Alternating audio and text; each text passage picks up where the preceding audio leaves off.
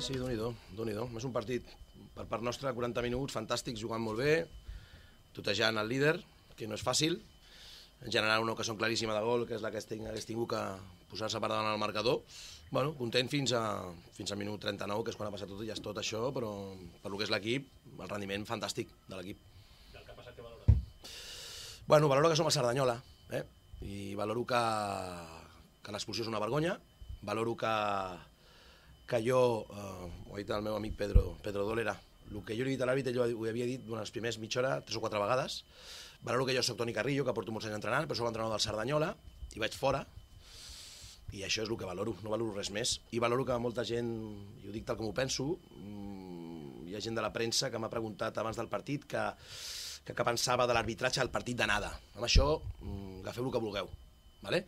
Jo el que me'n recordo del partit de l'anada són els golarros del Belillas, això és el que me'n recordo. I no entenc el tracte d'avui de l'arbitratge al Cerdanyola, no l'entenc res, no m'ha agradat molt.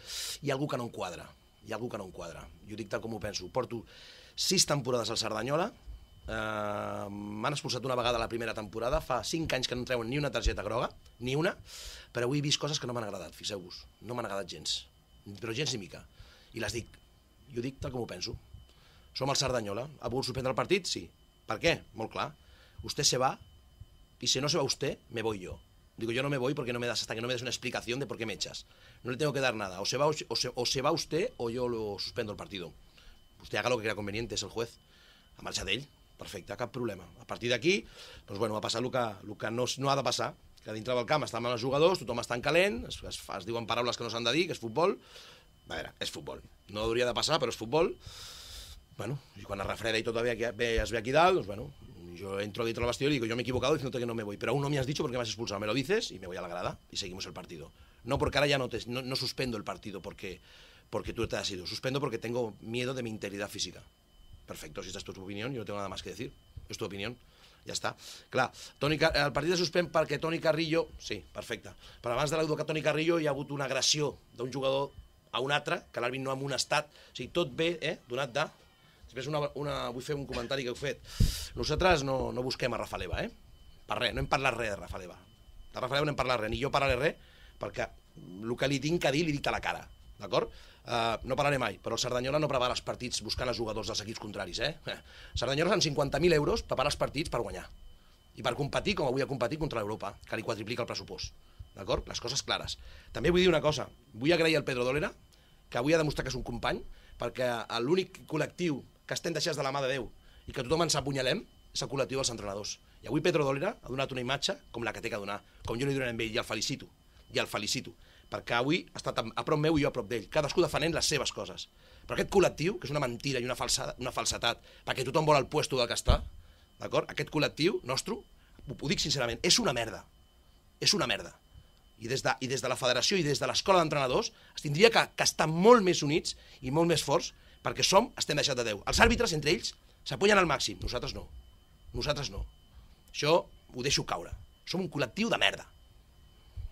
Podeu continuar. Toni, com valores el fet que els dos entrenadors volíeu continuar, els dos presidents volíeu continuar, tothom volia continuar, s'ha parlat amb l'àrbitre, s'ha intentat convèncer amb paraules, naturalment. Com valores que tothom volem continuar i ell que no volia? Bueno, ell no ha volgut perquè es pensava que li perillaria la integritat física. Hem entrat els presidents, hem entrat el delegat federatiu que ha vingut, si era delegat assignat o no, que no ho sé, si era el delegat assignat o no, si ho era, i li hem dit que, bueno, ja està. Jo l'he dit al delegat, miri, jo he dit que no me n'anava, però és una decisió en calent d'una situació que crec que és injusta perquè no se'm deixa a mi por el mismo rasero que a todo el mundo, ¿d'acord? Llavors li dic, oye, mira, yo me he equivocado, chico, vamos para adelante, yo me hago cargo de que mis jugadores te van a comportar, d'acord?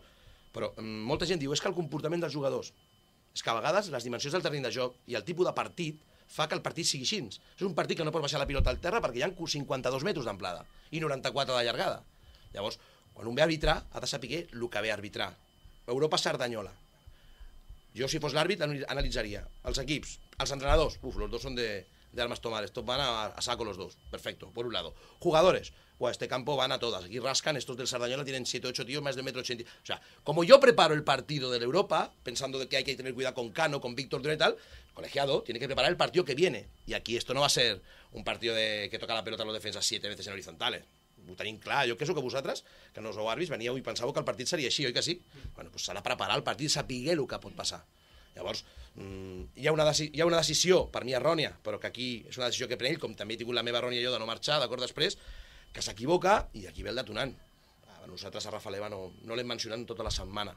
Hem dit que era un porter molt bo, que a vegades a les sortides tenia problemes, però Rafa Leva té una trajectòria molt gran i jo no li treuré.